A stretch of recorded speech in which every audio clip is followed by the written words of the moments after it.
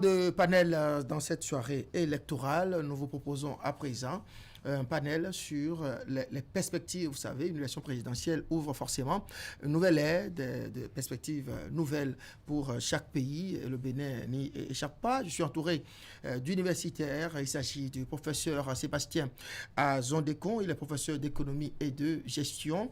Le professeur Victor Oussou Adandé, il est spécialiste des politiques publiques. Et j'ai maintenu justement pour ce panel le politologue Oswald Kwadonou, qui est entre autres spécialiste des questions de défense et de sécurité, mais avec qui nous allons apprécier ensemble les perspectives qui s'offrent à notre pays pour les 5 prochaines années.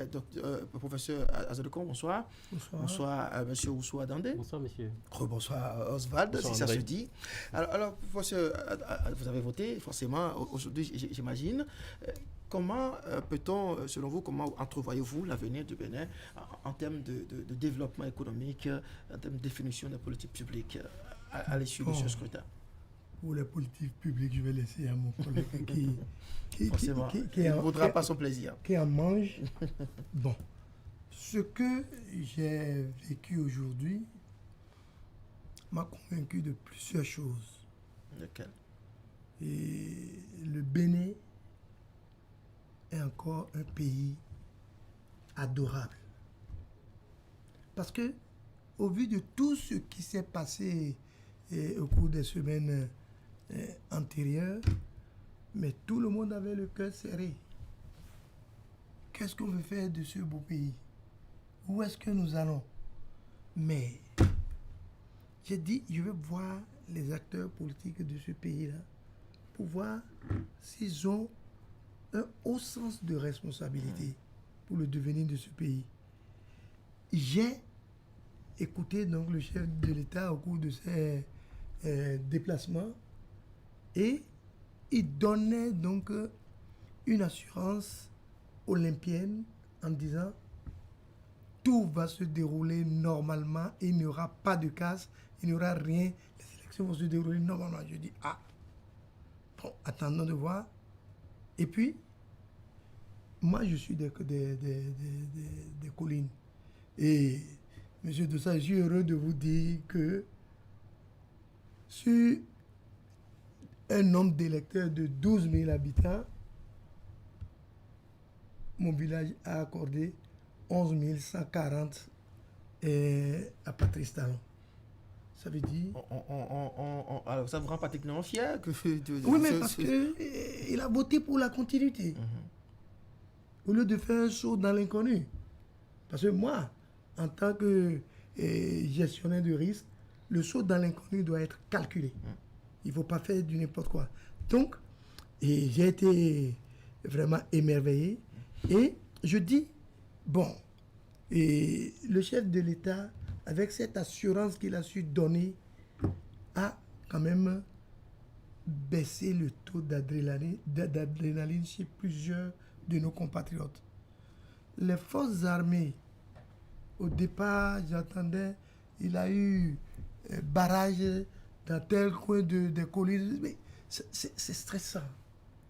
Mais comment on a fait pour ramener tout ça là encore à la collaboration entre les populations et les forces armées?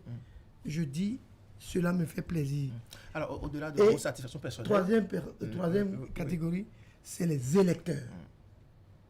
Parce que non seulement ils ont fait preuve de civisme en évitant de recourir à des grabuges, mais ils ont fait acte de présence pour aller voter. Voter, c'est un droit, c'est le premier droit civique que chaque individu a. Et ils l'ont fait. Et aujourd'hui, nous sommes en train d'espérer les résultats. Ils nous ont sauvés. Ces 3 acteurs-là nous ont sauvés quelque peu du désastre. Je vais permettre aussi au professeur Victor Oussou Adandé de nous dire aussi ses sentiments au soir donc, de ce 11 avril, avant peut-être qu'on rentre dans le contenu de ce panel. Oui, monsieur Dossa, et la première chose à dire, c'est que je fais mienne la logique du professeur qui m'a précédé. Et je voudrais vraiment dire que mes sentiments sont une grande satisfaction de ce qui s'est passé aujourd'hui. Vous savez, et l'appréciation de ce scrutin-là s'inscrit même dans l'appréciation du régime dans lequel nous sommes.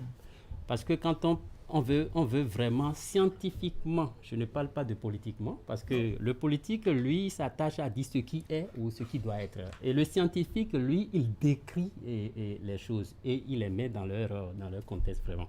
Donc, vous savez, le scrutin, le régime démocratique, d'abord, ce qui le caractérise, c'est l'organisation d'élections libres. La question, quand est-ce qu'une élection est dite organisée de façon libre, c'est que lorsqu'on laisse le choix à l'électeur de décider de qui il veut pour diriger le pays. Et c'est lorsque vous avez, par exemple, le vote de l'électeur est tenu secret. Et c'est lorsque il y a au moins 2 options, parce que s'il n'y en a qu'une, l'électeur n'a pas le choix. Et finalement, c'est lorsque le comptage des voix va se faire de façon transparente et puis donc pour faire ressortir ce qui l'expression des urnes. Donc, vous voyez que les 3 premiers aspects-là, nous les avons eus aujourd'hui. C'est déjà un succès que cette élection soit organisée. Et le peuple béninois, dans sa majorité, doit être vraiment content de ce qui s'est passé aujourd'hui. On n'y croyait pas. Le président nous a rassurés et vraiment, on va remercier tous ceux qui sont impliqués donc, dans l'organisation de ces élections-là. Voilà. Au-delà, professeur, on compte de vos satisfactions personnelles, vos propres sentiments, vous avez dit, et apparemment c'est ce qui semble se dégager des tendances de part et d'autre, il semblerait que nous allions vers une victoire au premier tour. Il semblerait que les Béninois aient décidé finalement d'opter pour la continuité. Et qu'est-ce qui vous fait croire? Pourquoi pensez-vous, par exemple, que le choix de la continuité ne peut pas être un saut aussi dans l'inconnu, comme vous avez pu le dire tout à l'heure? Et je suis heureux que ce choix se fasse dans la continuité, parce que avec la situation vraiment très très volatile que nous vivions là, mais si on arrivait à tomber encore sur quelqu'un de très très inconnu, mais là le saut ne sera que plus périlleux. Donc moi je préfère avoir des balises solides. Maintenant, deuxième aspect que vous avez évoqué, rappelez-le-moi. Non, selon vous, pourquoi vous pensez que ce ne sera pas un saut? Je sais pour vous amener. Ce n'est pas un saut dans l'inconnu, parce que j'ai suivi la campagne donc, des candidats. Et, M. Dossa, permettez-moi de vous dire quelque chose. Et j'avais déjà dans une émission dit ici que pour que le programme d'action du chef de l'État puisse avoir plus de lisibilité, il fallait commencer par penser au social. Et, curieusement, dans l'un de ces meetings de choses-là, il dit, le mandat qui va commencer maintenant sera un mandat qui va s'appuyer sur le social. Je dis bravo.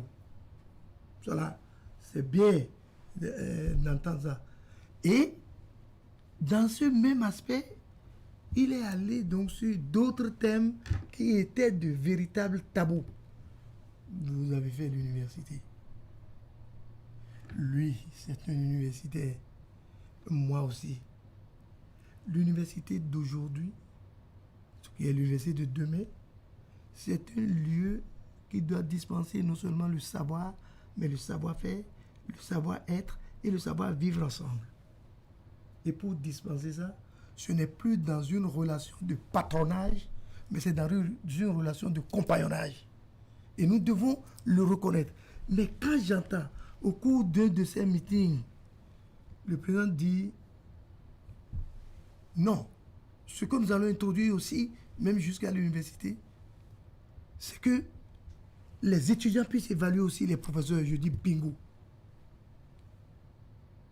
S'il peut faire ça, il va donner donc toutes les chances d'épanouissement et d'éclosion donc à notre Vous université. validez la proposition du président? Non, parce que je vis dans ce système-là. Non, je vis dans ce système-là. Amosserait, s'il est réélu, et je fait dis, s'il peut le faire, fait c'est challenger très bien. les professeurs Non, d'université. pas challenger. Pas challenger. Dans l'université de 4e génération, tout le monde est à la fois évalué et évaluateur. Ok? Vous m'enseignez. Moi, je suis un apprenant. Je reçois. Vous m'évaluez à la fin quand je fais un examen. Mais il faut qu'à mon retour, je puisse dire comment je vois votre prestation. Ça là, ça ne vous dénigre rien. Au contraire, ça vous aide à vous améliorer.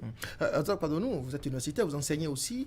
Comment vous avez reçu cette proposition, cette idée de faire évaluer les enseignants du supérieur? Je trouve comme le professeur que c'est une excellente idée. J'ai la chance d'enseigner à l'université jésuite en Côte d'Ivoire depuis 5 ans. Et après chaque enseignement, on est évalué par les étudiants. Absolument. Et comme le dit le professeur, je pense qu'il faut qu'on ait ce dépassement-là aussi et qu'on puisse considérer dans toutes les fonctions, la fonction enseignante, mais dans toutes les fonctions de service, que nous sommes là pour servir. Et quand on est là pour servir, on doit le faire dans un esprit de performance.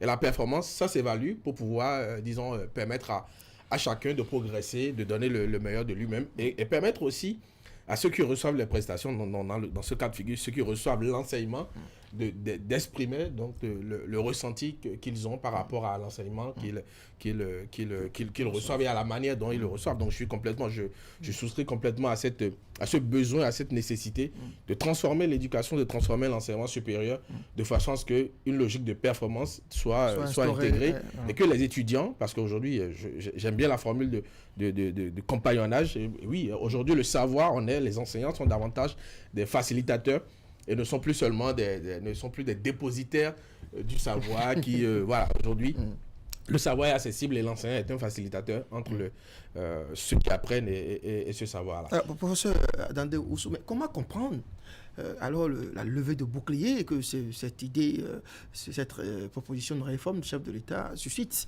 dans le milieu universitaire? Pourquoi certains enseignants se montrent à ce point hostiles à cette proposition de se faire évaluer? Mais je pense que pour comprendre cet aspect de la chose, c'est qu'il faut voir ça dans un contexte plus global, où les réformes, on est toujours, toujours résistant vis-à-vis des réformes. Donc, il n'y a que ça. Vous voyez, bon, puis après, on va faire la première expérience, puis ça va améliorer les choses. Vous savez, moi, en Amérique du Nord, comme au Canada, moi, je suis dans cette fonction-là au Canada. Chaque session, on est évalué. À la fin du cours, pas même à la fin du cours, quand le cours va vers sa fin, déjà on envoie des notes, un message aux étudiants pour leur dire, bon voilà, maintenant, vous entrez dans la période où il faut participer à l'évaluation de votre professeur. Mais plus ultimement encore, l'évaluation est utile d'abord à l'enseignant. Parce que ça permet à l'enseignant de comprendre ce qu'il est en train de dispenser comme cours lui-même d'abord et puis de faire les ajustements qu'il faut parce qu'il s'adresse à des gens. Ouais, donc il faut qu'il écoute ces personnes-là en retour pour pouvoir donc améliorer. Je reste avec vous. Vous êtes professeur spécialiste des questions de politique publique. Si ce qui est en train de se dessiner, d'après les informations qui me parviennent de nos équipes sur le terrain, il semblerait qu'on va assister à une victoire au premier tour par rapport à cette présidentielle. Ça voudrait dire que nous avons choisi, les Béninois ont choisi la continuité. Selon vous, que faut-il attendre de la gouvernance au regard de ce qu'on a vécu pendant les 5 dernières années en termes des choix de politique publique? Très bien. Je pense que, M. Dossa, je vous dis merci pour cette question. Elle est importante. À trois niveaux. D'abord, le premier niveau où j'aborde la question, je vois d'abord l'aspect de légitimité dont j'entends parler. Vous savez, la légitimité ne s'apprécie pas seulement au taux de participation. Non. Ça, c'est la première chose à dire. La légitimité, la source de la légitimité par excellence, c'est d'abord la ressource juridique. C'est-à-dire quoi? Sur la base de quel test on a organisé les élections. Ouais. Donc, la légitimité, c'est le fait que le prochain président disposera d'un mandat crédible et incontesté pour pouvoir gouverner. Alors, qu'est-ce qui lui donne cela? C'est d'abord la ressource juridique, comme je l'ai dit. Et donc, là, c'est vrai qu'il va y avoir le débat de droit et loi versus état de droit, état de loi. Mais je vais dire ceci, et je l'emprunte des juristes, c'est que le droit, malgré son caractère objectif, d'accord, relativement élevé, le droit est appelé à être dit et redit. Et tant que l'Assemblée nationale ne nous dispose pas d'autres tests, les seuls qui rendent légitimes les actes que nous prenons sont les tests qui sont en vigueur. Ça, c'est la première chose quand on veut parler de la légitimité. Mais quand on sort de là, il y a une autre source de légitimité, c'est le soutien politique. C'est-à-dire que c'est la majorité et c'est le fait qu'on peut disposer de bases légales approuvées par la majorité du pouvoir ou la majorité du peuple, ou même des cantons, comme en Suisse, ou des provinces, comme au Canada. Dans notre cas d'espèce, dans le cas d'espèce ici au Bénin, c'est la majorité parlementaire. Bon, donc si l'acte est approuvé par cette majorité-là, il y a une sorte de légitimité qui est là. Mais il y a il y a le consensus, d'accord, qui vient de l'acceptabilité sociale. Vous comprenez un peu? Je veux donner un exemple. Il y a un ancien opposant radical qui a dit qu'on a organisé de marches et on a trouvé que 400... Il est justement dans nos coulisses, il va passer tout à l'heure, Bertin Korovi, Donc, on a eu moins de 400 et difficilement on a eu ces 400-là, il y a des gens qui sont amenés de quelque part. Donc, cela montre quel est le soutien du peuple. Cela montre c'est quoi l'acceptabilité du peuple. Donc, ça aussi. Bon, maintenant, c'est dans ça on va estimer le taux de participation. Et comme cela relève de la Sénat, donc il va nous donner les grandes tendances. Mais je pense que dans nos milieux respectifs, nous avons vécu ce qui s'est passé aujourd'hui. Oui. Donc ça, je quitte l'aspect de légitimité, d'accord? Et j'arrive maintenant à l'aspect, quand on va parler de politique publique, Monsieur André Doussa, c'est d'abord le pouvoir lui-même, le pouvoir politique lui-même. Parce que derrière une politique publique, il y a que ce qui décide, c'est celui qui décide, c'est celui qui a la légitimité justement de décider. Pour le faire. Donc, le pouvoir politique. Vous savez, le pouvoir politique, pour la plupart des cas, surtout dans nos pays, l'exercice du pouvoir politique n'est pas comme on le voit. Vous voyez un peu? Il y a beaucoup d'autres choses qui influencent, c'est-à-dire que parfois le président fait croire qu'il exerce son pouvoir. Non, parfois il subit d'autres forces. Il subit par exemple les forces d'une logique ou d'autres réalités ou même d'autres pouvoirs que le constituant n'a pas prévus. Je donne par exemple un exemple. Vous voyez, les campagnes-ci nous montrent que ce qui va se passer en 2021-2026 là va être meilleur que ce qui se passe il y a quelques années là. Voilà, pourquoi je dis ça? Vous voyez, l'aspect de l'argent, c'est-à-dire l'argent qu'on distribue pendant les campagnes. Lorsque, par exemple, le candidat aux élections présidentielles doit aller chercher de l'argent pour animer sa campagne, quand il gagne les élections, vous voyez, donc, à 50% ou à un certain pourcentage, ce n'est pas lui qui dirige. C'est celui qui a financé ces élections qui dirige. Dans ces campagnes-là, nous n'avons pas eu... c'est-à-dire que les gens ont chuchoté et dit non, on doit apprendre à aller vers ces choses-là. Si nous voulons vraiment donner le pouvoir pour que le président gouverne, ou si nous voulons continuer à confisquer le pouvoir. Vous laissez souffler un peu. Est-ce qu'on peut considérer, Padonou, qu'effectivement, dans cette campagne présidentielle, que, comme l'Assemblée dit, M. Victor Adandé, que le rôle de l'argent a diminué, en tout cas que l'argent, on l'a retiré de la politique, comme a promis de faire un certain candidat Patrice Talon en 2016. Oui, André, j'ai eu l'occasion de le dire à notre dernier échange de Politiquement Chaud, au dernier jour de la campagne, vendredi dernier, et que effectivement la débauche d'argent qui a caractérisé les campagnes électorales, que cette fois on a quand même quelque chose qui progresse, et que donc a priori, moins il y a d'argent, normalement, mieux il devrait y avoir donc de débats. Mais bon, évidemment, sur ça, on a beaucoup de progrès encore à faire. Mais on est, de mon point de vue, sur on est dans la bonne démarche. Mais évidemment, il y a encore beaucoup de... Et si vous permettez, sur la question des perspectives, je vais enchaîner sur ce point précis pour dire qu'en fait, de mon point de vue, c'est quand même le premier chantier pour le prochain quinquennat. Ce sera quand même le chantier du rassemblement. Je pense qu'il ne faut pas occulter qu'il y a quand même des fissures, qu'il y a quand même des fractures qui sont apparues donc, dans notre système, dans notre cohésion, dans notre vivre ensemble, et qu'il faut penser ces plaies-là. Je pense que c'est le premier chantier, de mon point de vue, qui paraît le plus important. Évidemment, sur les autres aspects en termes de mise en œuvre des politiques publiques, on a parlé d'éducation, et je pense que la réforme de l'éducation va sans doute avoir des effets, va constituer un effet de levier en transformant le capital humain qui va être sur le marché de l'emploi, parce que l'emploi, de mon point de vue, sera résolu quand on aura une industrialisation donc, dans notre pays qui passe par l'énergie, lequel le secteur est en train d'être considérablement transformé. Donc pour moi, le rassemblement, c'est un chantier important. La question de l'emploi des jeunes, c'est une question primordiale. La question aussi, je pense qu'on a vu les choix d'investissement dans les grands travaux qui ont été faits pendant le quinquennat fini, et je pense qu'il faut poursuivre évidemment ces grands chantiers là, parce que c'est suffisant, c'est structurant pour l'économie.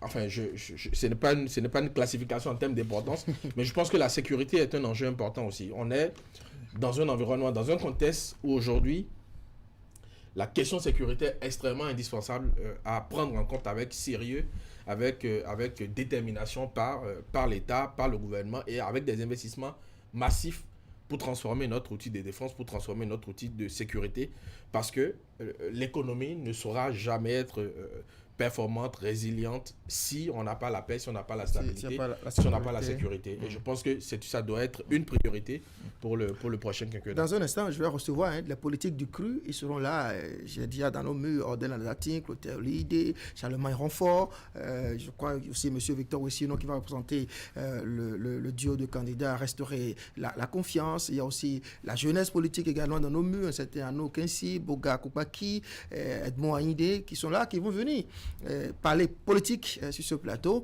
Mais avant, lorsqu'on entend le président dit oui, ça va, tout s'est bien passé, bon, on aura le temps de penser les plaies, etc. Et que tout à l'heure, Dr Padonou a parlé de rassemblement, au nombre des priorités, au nombre des défis qui attendent Patrice Talon, parce qu'apparemment, les tendances en tout cas semblent le confirmer, il va disposer de 5 ans supplémentaires pour diriger le Bénin. Selon vous, professeur Azandekon, rassemblement voudrait dire quoi? Ce qu'on entend souvent dans les pays, gouvernement d'union nationale, gouvernement de voiture, quelle forme peut prendre justement pas nécessairement ça.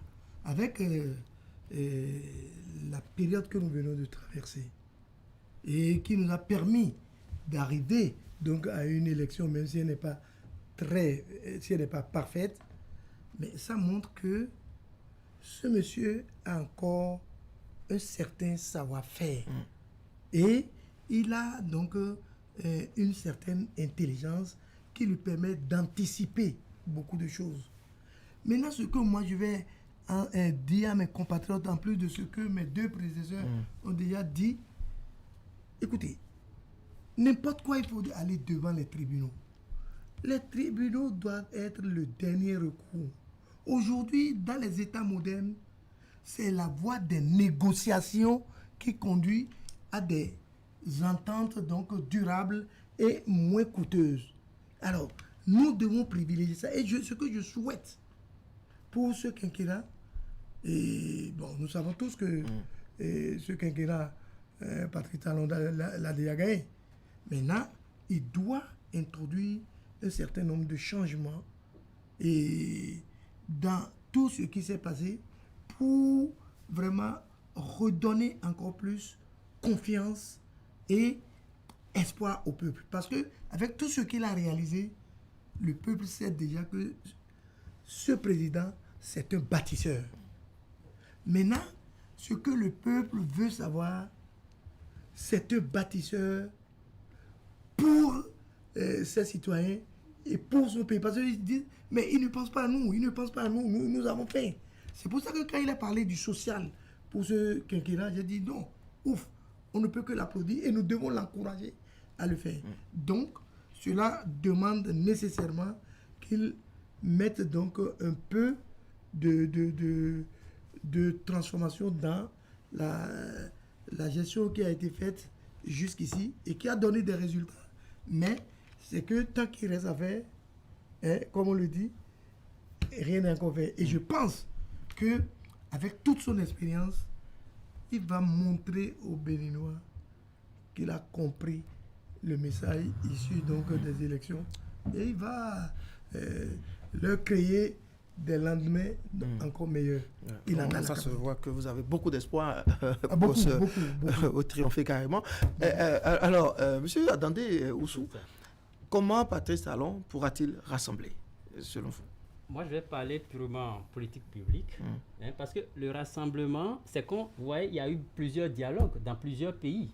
On sait ce que ça a donné. Donc, il est temps maintenant qu'on voit dans le rassemblement, qu'on voit plutôt la mise en œuvre des politiques publiques, plutôt que de voir des dialogues qui sont pour la plupart des cas des compromis politiques.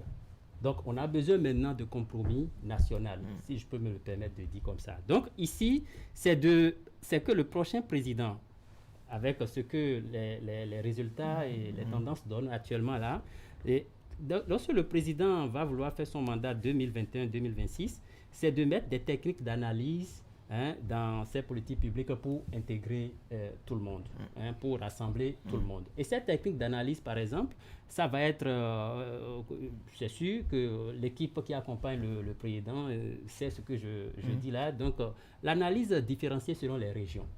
Ouais, parce que les régions au Bénin ne vivent pas. Il y a un même problème qui se pose, un enjeu qui se pose. Le président veut résoudre cet enjeu-là sur le plan national. Mais à l'intérieur de cette nation-là, les régions ne vivent pas le problème de la même façon. Donc, on va faire des techniques d'analyse différenciées selon les régions, comme on peut faire aussi des techniques d'analyse différenciées selon les CES, parce que les CES ne sont pas dans le problème de la même façon. On peut faire aussi des techniques selon des couches particulières de la société, parce que la mise en œuvre d'une politique publique aussi doit veiller à cela. On peut aller aussi vers l'analyse d'impact réglementaire. C'est-à-dire qu'une politique publique qu'on met en place, il y a des entreprises qui sont peut-être des petites entreprises, des moyennes ou des grandes entreprises. Les règlements qui accompagnent ou la réglementation qui accompagne cette politique-là, en quoi est-ce que ça génère d'impact pour une entreprise ou pour une autre entreprise. Là, en ce moment-là, on prend tout le monde dans la décision qu'on est en train de prendre, on prend tout le monde dans la solution qu'on est en train d'envisager, et ce n'est que ce que le peuple attend. Parce que les politiciens, c'est un groupe en minorité. Ouais, c'est ça, il faut comprendre. Mais la grande masse, c'est le peuple qui attend de la satisfaction sur les enjeux qu'ils vivent. Donc voilà un peu. Merci beaucoup. Vous savez, la nuit électorale, c'est plusieurs panels. Il y a plusieurs acteurs qui nous attendent. Corvi aussi est dans les... En 30 secondes aussi après. Je vais vous laisser... Je vais juste me laisser finir et vous saurez que j'ai prévu vous laisser un dernier tour de table. Alors, Bertin Corvi est là dans les coulisses que nous allons recevoir dans un instant, en compagnie d'autres acteurs pour d'autres dimensions donc de débat présidentiel que nous vivons depuis ce matin de ce 11 avril. J'ai rappelé que les politiques également qui sont là, Odena Latine, député de l'Assemblée nationale, Charlemagne Ronfort, ancien député, ancien maire de la commune de Saint-Podi, membre du PRD, également M. Victor Boissinon, représentant la dynamique restaurer la confiance qui a porté la candidature de Corentin Corcoué. C'est très difficile d'obtenir des invités Fosgoré pour un Bénin émergent. C'est quand même extraordinaire que cet ancien parti n'ait pas pu mobiliser ses cadres pour participer aux discussions, n'est-ce pas, à l'issue donc de ce scrutin. Alors, un dernier tour de table pour vous dire au revoir, nous dire peut-être vos derniers sentiments pour cette journée. On va commencer par vous. Oui, bon, compte tenu de tout ce que mes collègues ont dit et auquel j'adhère pleinement, c'est tout simplement dire nous allons changer d'approche de gestion. Plutôt que d'aller dans une démarche analytique où nous morcelons les problèmes qui se posent au niveau de la nation en petits cubicules pour dire si nous faisons bien ici, c'est que nous faisons bien là-bas. Regardez, faire bien ici peut revenir à faire mal là-bas. Par exemple, mon cher Doussa, tu souffres donc des maux de tête et tu dis allez m'acheter seulement du paracétamol. Alors que tes maux de tête sont d'une autre origine. Tu vas avaler ton paracétamol, tu ne seras pas guéri. Alors que c'est la Covid. Il faut considérer ton organisme comme un système qui, dès lors que tu touches à une partie, affecte le tout. Et là, tu te soignes de façon globale. Et c'est ça ce que lui est en train de dire. Et la démarche systémique dans notre façon de gérer, c'est ça qui doit être notre maître mot. Et si on fait ça, le président va va se sentir beaucoup plus à l'aise, il va beaucoup moins travailler. Et il aura beaucoup plus de résultats encore. Voilà. Monsieur Adandé Ousso. Je vais simplement dire que l'intérêt public prime sur l'intérêt de quelques citoyens quand on met en place une action de gouvernance. Voilà. Oui, merci André. Je voulais simplement préciser ma pensée sur le premier chantier que je trouve urgent pour le quinquennat, celui donc du dialogue, du rassemblement. Simplement, je ne crois pas, j'ai eu l'occasion de le dire dans une de mes tribunes, je ne crois pas toujours aux vertus du gouvernement d'union. Je crois davantage à la nécessité en préparation des prochaines consultations électorales, notamment les législatives de 2023, à la nécessité d'entreprendre un certain nombre de changements dans les lois, les lois électorales, dans la charte des partis politiques, de façon à ce que les partis politiques qui ne sont pas aujourd'hui représentés au Parlement et au niveau des assemblées locales puissent également accéder au financement public de façon à pouvoir participer aux prochaines consultations électorales, notamment les législatives de 2023. Je pense que il faut un dialogue, un compromis, un consensus sur cette question, de façon à ce que les 2 prochaines années servent donc à ces partis politiques légalement existantes, mais qui ne sont pas représentés, pour qu'elles puissent,